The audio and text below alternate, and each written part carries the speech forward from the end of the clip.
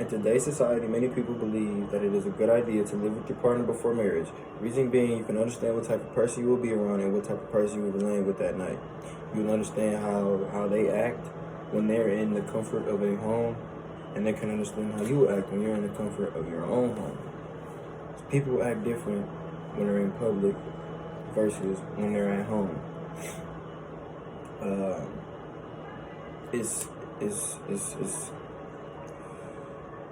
It's weird to think about, but it's the truth. People act different versus at home, just like we act different.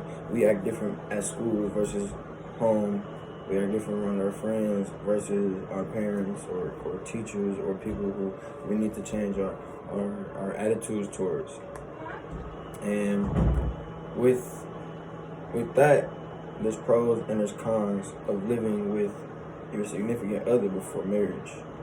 I'm on the side of living with them before marriage, but there's pros and cons to everything in life, including this situation.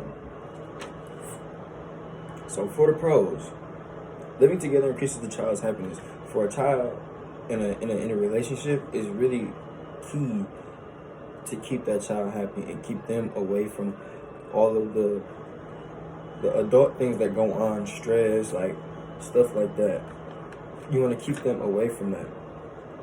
And if you're into it with your significant other, or you're not with them, you're separated, and you're constantly, the kid goes with you one weekend, the kid goes with the other one the other weekend, it messes with the child's head. And it brings the happiness down. Because they hear stuff, they hear you arguing about stuff. You know, they realize things and recognize stuff that they shouldn't at their age.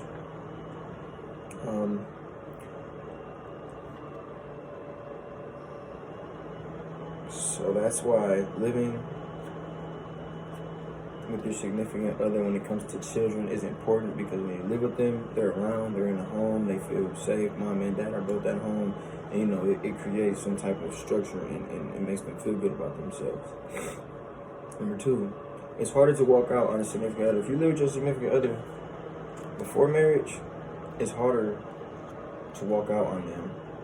If you own, or if not own necessarily, but if you have a house together, you have responsibilities. You know, people get houses, they get dogs, they're co-signing on things in the house, and they're doing stuff like that.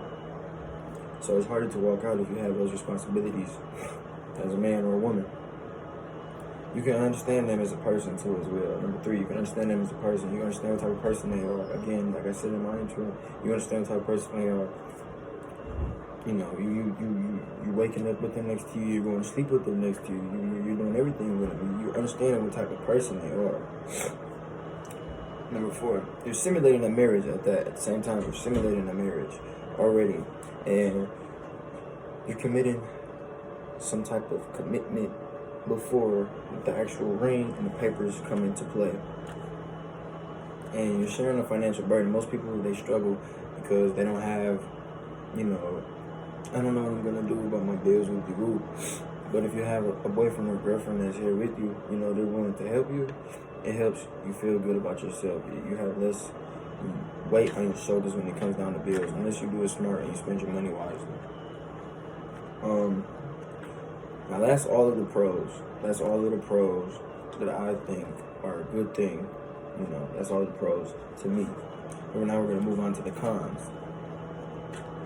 Okay. Cons. Number one, it dulls the excitement.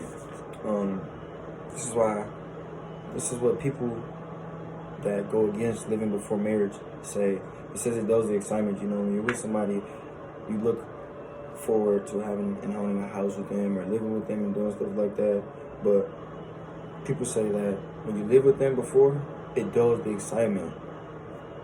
But, you know, tension with or without the marriage, they say that it's tension that you don't need.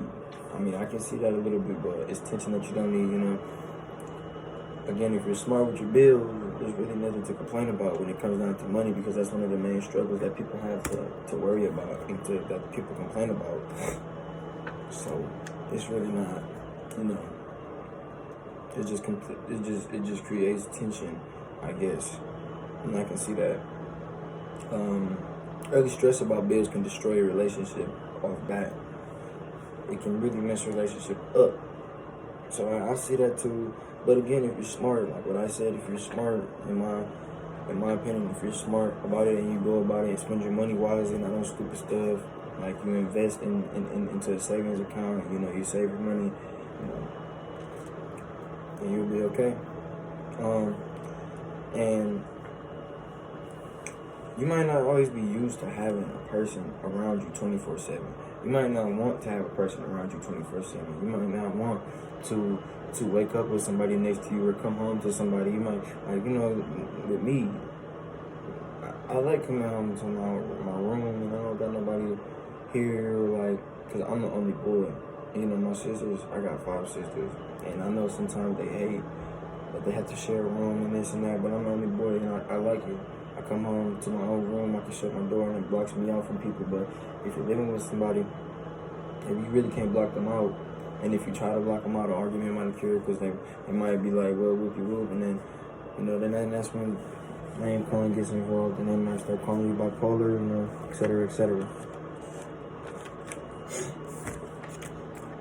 For the conclusion, you know, by now, I hope you can see the two sides of this situation, and it's a very complex situation, a very complex topic if you really think about it, that nobody really talks about, but the more religious side of people talk about it. Whether you're on my side or the other side, I hope it opens your eyes more. This is something that, again, people that are religious are really keen on. They're really keen on it and believe in that living together after marriage. I talked about the pros, I talked about the cons, but if we're going to be honest, there's problems in every marriage either way at the end of the day. There's problems in every relationship either way at the end of the day. Whether you live with them before marriage or after marriage, you're going to stress and have issues. It's up to you as a person to be patient and fight for what you love and what you believe in. But me personally, I think you should live with your companion before marriage. Thank you.